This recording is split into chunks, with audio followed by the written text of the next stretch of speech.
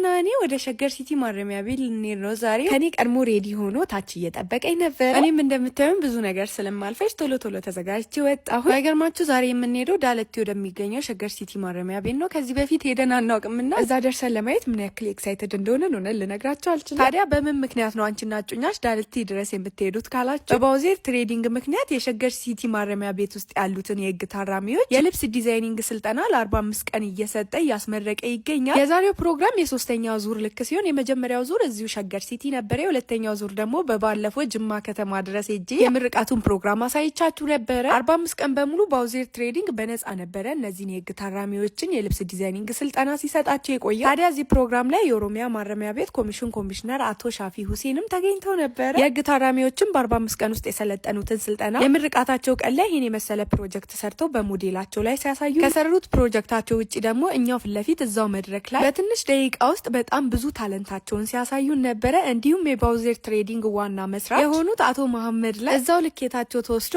እዛው ሰደርያ ተሰርቶላቸው በዚህ መልኩ ለብሰው እዛው ወክስ ያደርጉ ነበር። እነዚህ ተመራቂ ተማሪዎች እኔ ቃል ነው ያጣውላቸው። ችሎታቸው ሰውነታቸው ነው እንጂ የታሰረው አይምሯቸው በጣም ብዙ ነገሮችን መስራት እንደሚችሉ በግልጽ አሳይተውናል። እነዚህ የህግ ታራሚዎች በ45 ቀን ውስጥ ብቻ በመሰልጠን ለምርቃታቸው ቀን የሰሩትን ፕሮጀክት ቶፕ 10 ውስጥ ያሸነፉት ዲዛይኖች እነዚህ ልክ ሲሆኑ ከ1 እስከ 3 የወጡት ደግሞ እነዚህ ዲዛይኖች ናቸው። አንደኛው ያሸነፈውን ዲዛይን መቼስ መገመት አይከብዳችሁም አይደለም? ክሬቲቪቲነታቸውን እኔ በእውነት በቃላቶች ራሱ ማስረዳት ይከብደኛል። ባውዜር ትሬዲንግ በዚህ ዙር 64 የህግ ታራሚዎችን ነው አስተምሮ ያስመረቀ። በነፃ ከመሰልጠናቸው በላይ ደግሞ ለ64ቱም የህግ ታራሚዎች አንዳንድ ማሽን ማለትም 64 የልብስ ስፌት ማሽን በባውዜር ትሬዲንግ ምክንያት በስጦታ ተበርክቶላቸው ተመራቂ ተማሪዎች እንኳን ደስ ያላቸው። ኤኒዌይስ ቆይታችን ይሄን ይመስላል። ወዳቸዋለሁ ባይ